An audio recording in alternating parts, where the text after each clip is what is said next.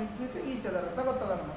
ಆದ್ರೆ ಈಗ ನಾವು ಇಲ್ಲಿ ಆಯಿಲ್ ಹ್ಯಾಂಗೆ ನಮಗೆ ಡರ್ಟ್ ಕ್ಲಿಯರ್ ಮಾಡ್ತದ, ಸೋಪ್ ಹ್ಯಾಂಗೆ ಕ್ರಿಯೇಟ್ ಮಾಡ್ತಪ್ಪ ಅಂತ ನಮ್ಗೆ ಗೊತ್ತಾ.